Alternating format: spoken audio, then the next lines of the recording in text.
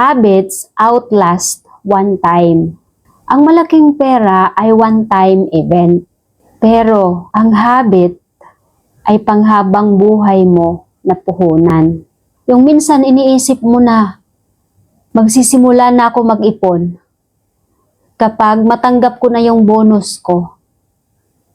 Kasi pag bonus ay malaki ang matatanggap. Bonus plus salary, di ba? So, malaki talaga ang matatanggap. Minsan, ay hindi na mangyayari. Hindi na matutupad yung plano mo na kapag matanggap mo yung bonus mo, ay magsisimula ka na mag-ipon o magnegosyo. Kasi, baka hindi mo pa nga natanggap, pero nakautang ka na. Di ba? Kapag natanggap na yung malaking pera, kapag nakahawak na ng pera, nakakalimutan na natin yung plano at paglalaanan.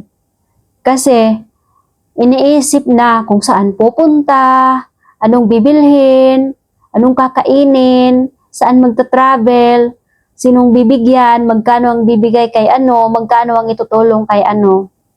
So makakalimutan na yung pagtabi. Samantala, ang pagtabi ay isang security, ay isang umbrella mo na kapag umulan, hindi ka matatamaan ng ulan kasi may protection ka, may payong ka. So yun yung payong mo, yung pag-iipon, araw-araw na kahit maliit lamang. Minsan, hindi nare-realize ng iba. Kasi kapag nakahawak na ng malaking pera, wala na. Yung moment lang na nakahawak ng pera ang kung saan nakafocus. Pero nakalimutan na yung magsimula na mag-ipon, magtabi.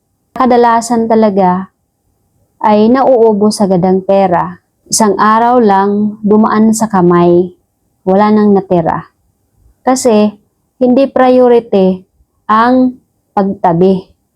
Mas priority ang gumastos.